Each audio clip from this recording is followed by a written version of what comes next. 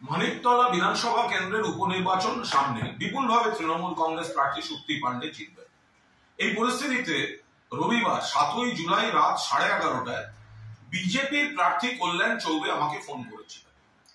তো এই যে ফোন করা, তো আমি মাননীয় মুখ্যমন্ত্রী মমতা বন্দ্যোপাধ্যায় এই ভোটে মানিকতলায় 4 সদস্যের যে কোর কমিটি তৈরি করে দিয়েছেন, আমি তার সদস্য এবং নির্বাচন পরিচালনায় এই কমিটির আহ্বায়ক। আমাকে ফোন করছেন কে? বিজেপির প্রার্থী কল্যাণ চৌবে। গণতন্ত্র, সৌজন্য, ফোন করতে পারেন, সহযোগিতা চাইতে পারেন, কিন্তু একথা সে কথার পর কল্যাণবাবু তো AIF এর সভাপতি ফুটবলের, তিনি আমায় বলছেন আমি যদি তাকে সাহায্য করি তাহলে তিনি আমায় খেলার জগতে রাজ্য বা জাতীয় স্তরে বড় পদ দেবেন।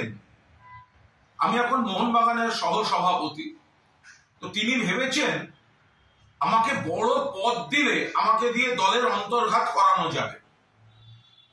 এটা অত্যন্ত কুরুচিকর, নিম্নমানের, সংকীর্ণ, একটা বাজে মানসিকতা।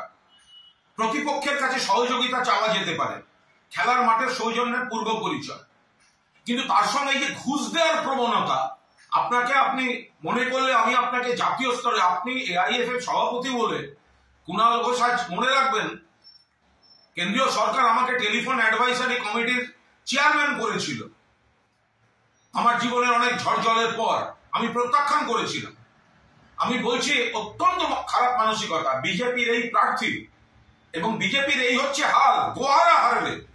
সেই জন্য তৃণমূলের কোর কমিটির কনভেনারকে বলছি আপনি আমাদের সাহায্য করুন, আপনাকে বড় পদ দেব। এটা তো ঘুষ দেওয়ার চেষ্টা। আমি ওই অডিওটা, ওই অংশটা সকলের জন্য দিয়ে দিলাম। আর অতীতে উনি একটা অত্যন্ত অন্যায় কাজ করেছিলেন, সেগুলো স্বীকার করেছেন। সেই অংশটা আজকে দিচ্ছি না, শুধু ওই অংশটা আপনাদের দিয়ে দিলাম। এই বিজেপি আর এই প্রার্থী হারার পর এলাকা ছেড়ে পালিয়ে গেছিল, ভোট আটকে রেখেছিল মামলা করে।